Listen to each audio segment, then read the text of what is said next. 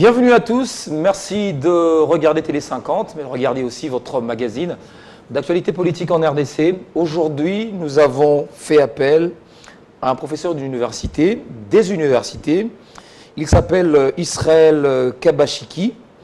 Il est docteur en management, en public policy and administration.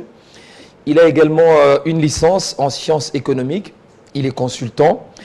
Avec lui, nous allons débattre sur la problématique de la diaspora. Avec cette question fondamentale, quel est l'apport de la diaspora congolaise dans le processus de reconstruction en RDC? Élément de réponse avec notre invité. Professeur, bienvenue. Merci d'avoir accepté notre invitation. Merci beaucoup. Alors, professeur, avant que nous n'abordions cette thématique, j'aimerais d'abord que vous nous parliez, puisque vous faites partie de la diaspora congolaise, vous résidez au Canada, en Amérique. Alors, vous connaissez très bien les réalités, c'est depuis 1992 que vous êtes dans ce pays. Est-ce qu'il est facile à un Congolais d'émerger, de s'intégrer dans ce pays, le Canada? Oui, il est facile pour un Congolais comme moi, qui a quitté mon Congo natal en 1992, à 31 ans, d'émerger. Ce qu'il faut faire, c'est quoi? Ou de s'intégrer. Ce qu'il faut faire, c'est quoi? Il faut d'abord essayer d'aller à l'école. Quelquefois, on peut être discriminé parce qu'on n'a pas fait les études sur place. Il faut essayer d'aller à l'école. Et avoir un profil, un qualificatif. Avoir un profil, être en mesure de faire la concurrence sur leurs termes, leur éducation. Et j'ai fait cela. Après avoir fini ma licence ici en sciences économiques, je suis parti d'ici avec un visa d'étudiant pour faire mon doctorat en sciences économiques. Arrivé au Canada, j'ai décidé de faire autre chose. J'ai fait une autre licence en business computing dans le Manitoba. Et après cela, j'ai fait ma maîtrise aux États-Unis en information system. Et après cela, mon premier doctorat en management et leadership. Et le deuxième en public policy and administration, toujours aux États-Unis. Après cela, je crois que je me suis bien intégré parce que je suis avec tout le monde. Mais est-ce que la réalité des Congolais qui vont s'aventurer à la recherche exclusivement d'un travail, ce qu'on appelle généralement les migrants, est-ce que ça marche au Canada? Le Canada a une politique d'immigration sur base de mérite. Ceux qui ont des qualifications qui sont recherchées au Canada, ils sont bienvenus.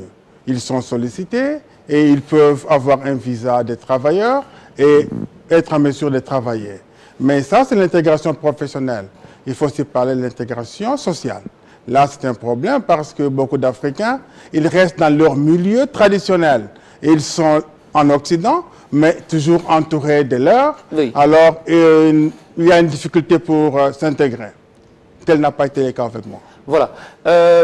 On dit aujourd'hui que l'ambassade ou avoir un visa pour le Canada est plus difficile que les visas de n'importe quel pays du monde. Est-ce que c'est vrai? Ça, je ne sais pas. Moi, j'ai quitté le Congo natal en 1992. Ce n'était pas aussi facile, mais j'avais des visas d'études et je l'ai eu. Le Canada, c'est un pays que j'aime parce que la politique sociale ou les politiques sociales sont parmi les meilleures au monde. Le système de santé est parmi les meilleurs au monde.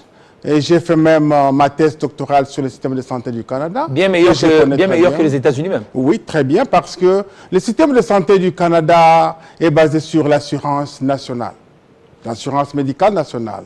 Je vais vous donner un exemple. Ma mère est arrivée au Canada en 2004. Directement, on a dit qu'elle avait un cancer à la phase finale. On lui avait donné 16 semaines à vivre.